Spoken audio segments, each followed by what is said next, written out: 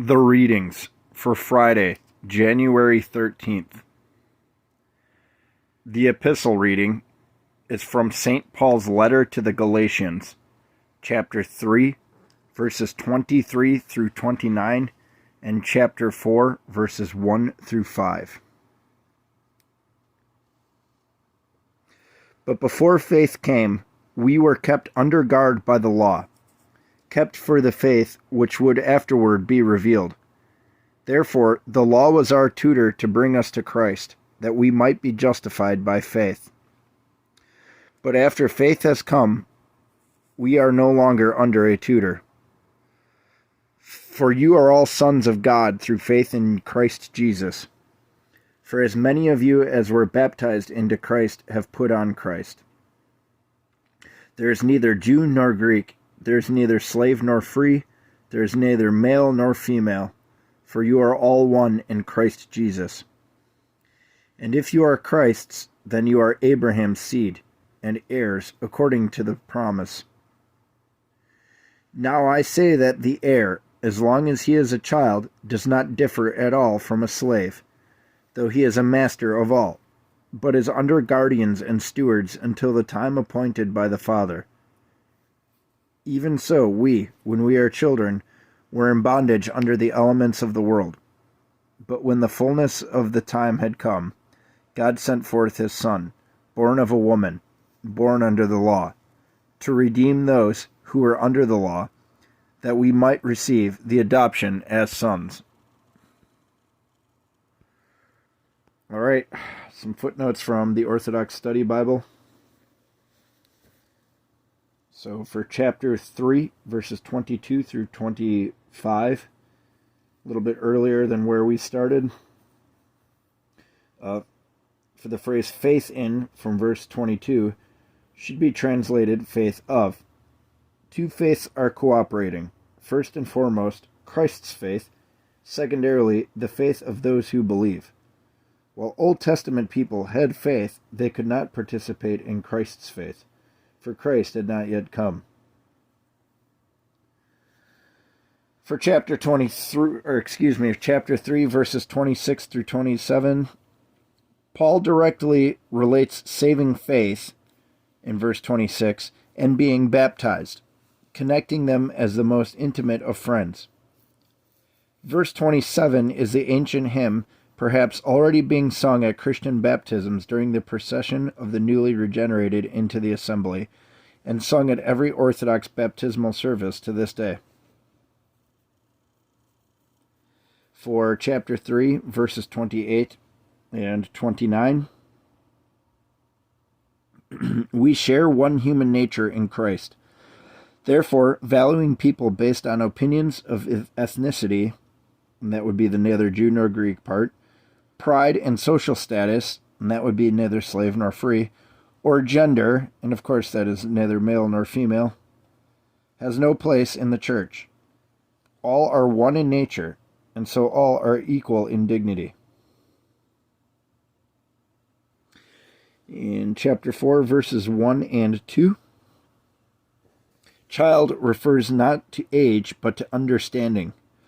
Guardians and stewards provide a special discipline and protection required for growth.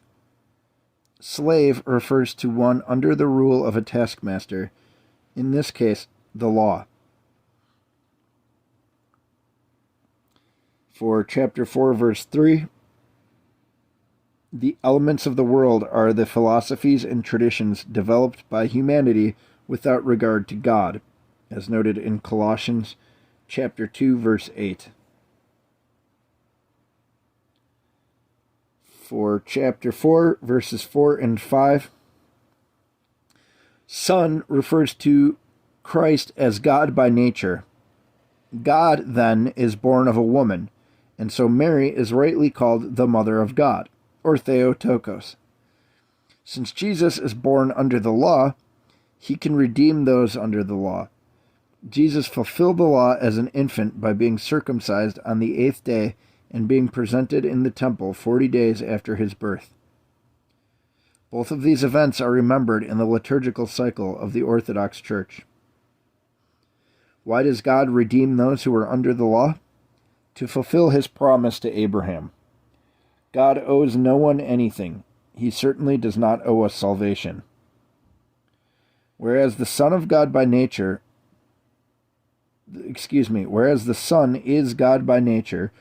we become sons of God by adoption.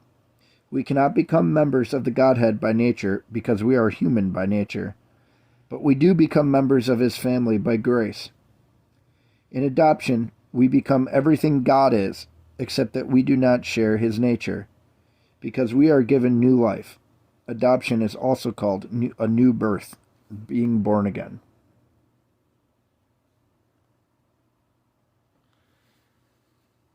The Gospel reading is from the book of Luke, chapter 20, verses 1 through 8.